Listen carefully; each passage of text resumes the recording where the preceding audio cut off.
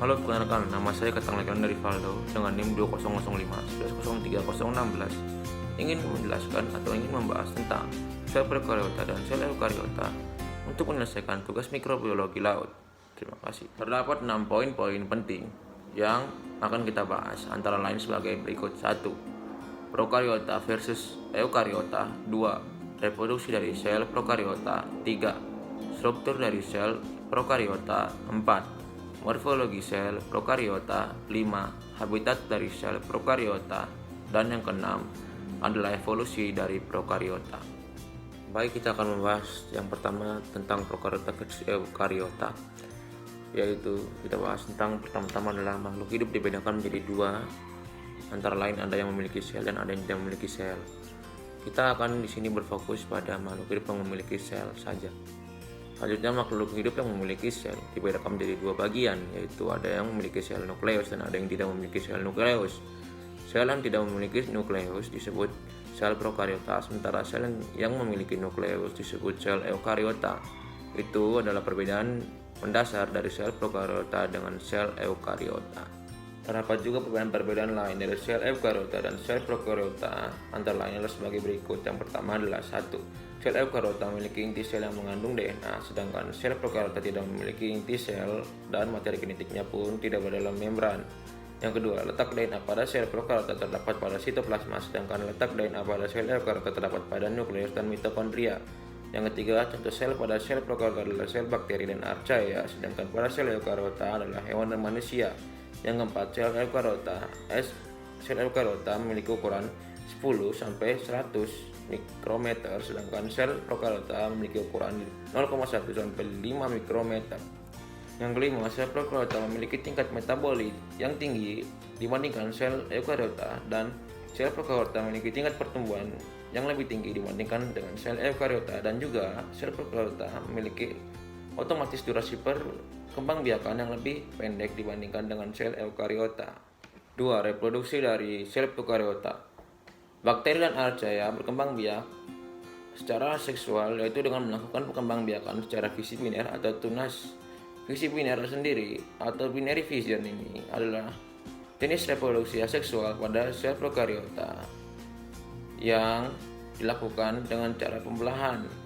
Sebagai contoh, pembelahan biner pada bakteri yang prosesnya dimulai dengan menempelnya bahan genetik pada salah satu sisi membran dari sel dewasa, kemudian diikuti dengan proses sintesis DNA dan replikasi. Setelah proses replikasi selesai, maka salah satu sisi dari membran akan membuat lekukan dan akhirnya diikuti dengan proses pemanjangan sel dan pembelahan sel menjadi dua bagian yang memiliki bahan genetika yang sama. 3. Struktur dari sel prokariota. Yang pertama adalah 1. Flagella. Flagella adalah alat gerak berbentuk cambuk pada organisme bersel satu. Yang kedua adalah membran sel. Membran sel adalah membran semi-permeable pada sebuah sel yang mengelilingi dan membungkus isi sitoplasma dan nukleoplasma. Membran sel ini berfungsi untuk memisahkan sel dari cairan. Yang ketiga adalah dinding sel. Dinding sel adalah matriks ekstraseluler yang menyelubungi tiap sel yang berfungsi sebagai pelindung dan pembentuk sel. Bagian dinding sel disusun dari sel selulosa di saat sel berusia muda dan mengalami penumpukan lignin saat sel mulai menua. Yang keempat adalah sitoplasma. Sitoplasma adalah bagian sel yang terbungkus oleh membran plasma. Sitoplasma tersusun dari air, protein, karbohidrat, lemak, mineral, dan vitamin. Sitoplasma juga memiliki fungsi sebagai tempat penyimpanan bahan kimia sel yang penting bagi metabolisme sel. Yang kelima adalah ribosom. Ribosom adalah organel yang memiliki ukuran yang kecil dan padat dan terdapat dalam sel dan memiliki peran yang cukup penting, yaitu sebagai tempat terjadinya proses sintesis protein. Yang keenam adalah nukleoid. Nukleoid adalah salah satu bagian dari komponen penyusun sel prokariota berupa asam deoksrinukleat yang lebih kental daripada sel sitoplasma dan sepenuhnya tidak dipisah oleh membran. Pada nukleoid tidak ditemukan protein molekulnya. Selain itu juga nukleoid memiliki struktur morfologi yang tidak kompleks. Yang ketujuh adalah glikokalix. Glikokalix adalah dikenal sebagai matriks periseluler adalah glikoprotein dan glukopolid penutup yang mengelilingi membran sel dan beberapa bakteri, epitel, dan sel-sel lainnya. Yang ke-8 adalah inklusi. Inklusi adalah satu struktur atau komponen-komponen yang menyusun sel prokariota yang memiliki fungsi sebagai tempat penyimpanannya nutrisi. 4. Morfologi sel dari sel prokariota. Terdapat 6 bentuk dasar antara lain sebagai berikut. 1. Kokus berbentuk bulat. 2. Basili berbentuk tongkat. 3. Spirochaete berbentuk spiral yang panjang. 4. Vibrio berbentuk tongkat yang bengkok. 5. Cercobacillus berbentuk tongkat yang pendek. 6. Spirillum berbentuk spiral. 5. Habitat dari sel prokariota.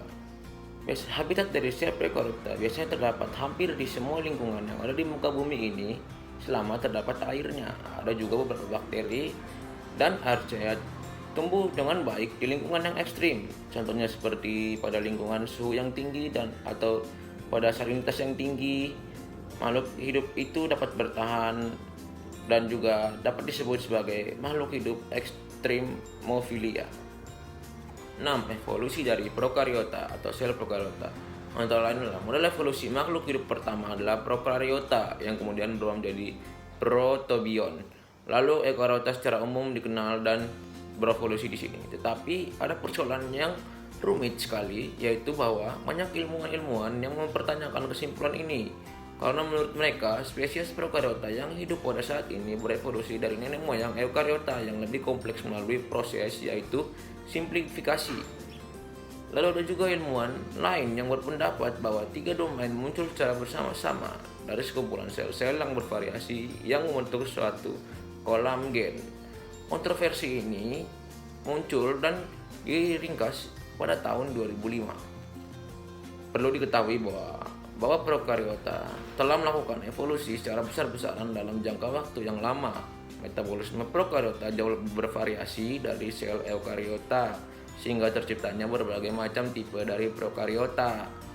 Bentuk hewan pada awalnya diduga menyerupai protista yang berflagela, yang kemudian kehilangan kloroplasnya dan terus berkembang hingga menyerupai flagellata yang sedang berkembang pada saat ini. Ada beberapa teori juga yang menyebutkan bahwa sel hewan berkembang dari sel eukariotik aerobik. Organisme ini berevolusi membentuk kelompok protozoa.